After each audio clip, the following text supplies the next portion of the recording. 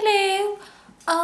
So my first semester at Columbia College, Chicago, is almost done. I have one more week of classes and then I'm off for a month and a half. Yay! But ooh, my chair squeaked. Anyways, the last thing that we do in my theater class are monologues. And so I thought I'd share mine with you. Get feedback, see if I sucked or if I was good or whatever. But the play that my teacher decided to take monologues from, it's based on actual events. At the time when it actually happened, I was only like in 4th grade, so I don't really remember. But it's called The Laramie Project, and it's about this college student named Matthew Shepard who was going to the University of Wyoming in Laramie.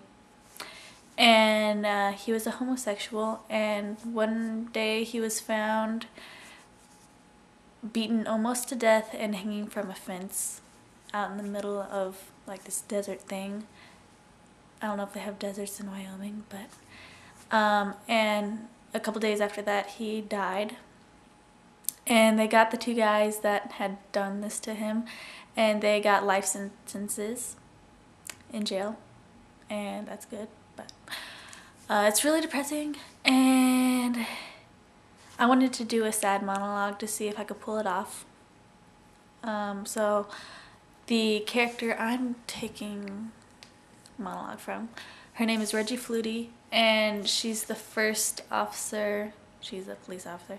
She was the first on the scene, and the monologue I'm doing is describing what she saw when she first got there. So here it goes. So just tell me if I sucked or not. Probably do suck, but okay.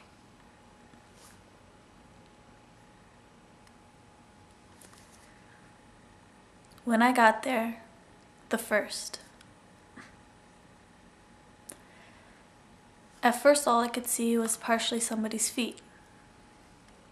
So I got out of my vehicle and I raced over. I seen what appeared to be a young man, 13, 14 years old, because he was so tiny laying on his back. And he was tied to the bottom end of a pole. I did the best I could. The gentleman that was laying on the ground, Matthew Shepard,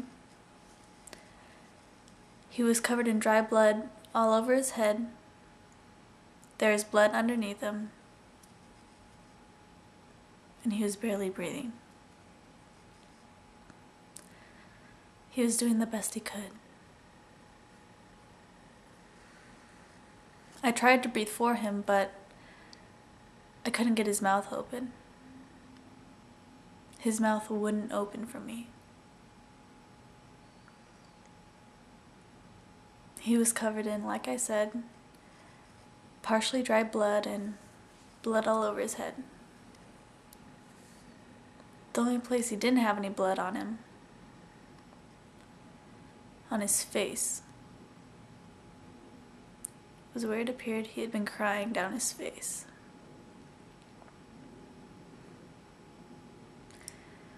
His head looked distorted. It didn't look normal to me. It looked as if he had a real harsh head wound.